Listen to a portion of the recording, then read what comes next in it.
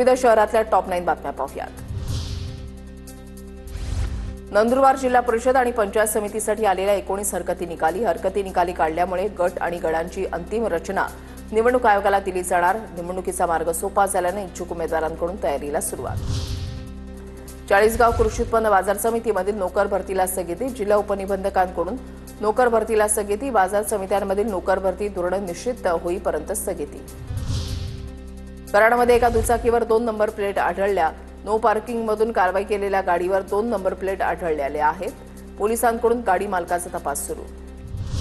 अकोल्यामध्ये एका नशेखोर तरुणाकडून दुकानांची तोडफोड। घटनेनंतर व्यापाऱ्यांमध्ये भीतीचं वातावरण। नशेखोर तरुणाला पोलिसांनी ताब्यात घेतलं। सोलापूरच्या करमाळ्यामधल्या भगतवाडीमध्ये हातामध्ये तलवार घेऊन दहशत माजवण्याचा प्रयत्न। आरोपीच्या विरोधात करमाळा पोलिसात गुन्हा दाखल। या प्रकरणी आरोपीला पोलिसांनी ताब्यात घेतलं। भंडाऱ्याच्या नेहारवाणी परिसरामध्ये गायीवर वाघाचा हल्ला। नुकसान भरपाईची पशुपालकाची मागणी। साताऱ्याच्या कराडमध्ये भीमकुंती उत्सव प्रांगणामधील विविध विकास कामांचा शुभारंभ। माजी मंत्री बाळासाहेब पाटलांच्या हस्ते अनेक कामांच्या भूमिपूजन।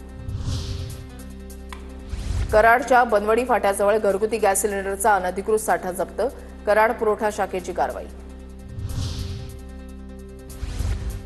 गणेशोत्सव कालावधीमध्ये लेझर लाईट वापरास बंदी। आगमन आणि विसर्जन मिरवणुकीमध्ये लेझर लाईटला बंदी। 27 ऑगस्ट ते 6 सप्टेंबरपर्यंत लेझर लाईट वापरास बंदी।